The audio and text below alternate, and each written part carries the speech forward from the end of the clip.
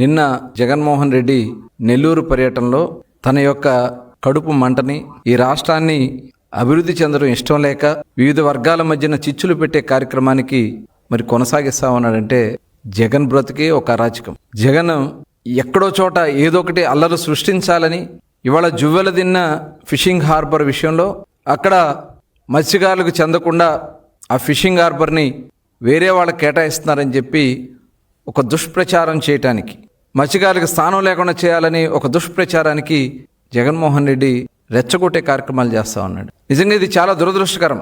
అక్కడ fishing harbour నిర్మాణం వాళ్ళకి బిల్లులు ఇవ్వకుండా, ఆ పనులు కంప్లీట్ అవ్వకుండా ఆ ఫిషింగ్ హార్బర్ని వెనక్కి నెట్టినటువంటి వ్యక్తి జగన్మోహన్ రెడ్డి. ఇది అవునా కాదా? అదే కాకుండా ప్రభుత్వం వచ్చిన తర్వాత కూటమి ప్రభుత్వం పనులు వేగవంతంగా చేస్తుంది. ఇంకా కొద్ది పనులు మిగిలి ఉన్నాయి. అక్కడ 901 మీటర్ల లెంత్లో జెట్టీని నిర్మాణం చేయడం జరిగింది. అక్కడ ఫిష్ ల్యాండింగ్ సెంటర్ కానీ, అక్కడ కోల్డ్ స్టోరేజెస్ కానీ, వాళ్ళకి కావాల్సినటువంటి వలలు కానీ, ఇవన్నీ కూడా భద్రపరచుకోవడానికి గదులు కానీ, అక్కడ ఒక సొఫిస్టికేటెడ్ ఫిషింగ్ హార్బర్ నిర్మాణం జరిగింది.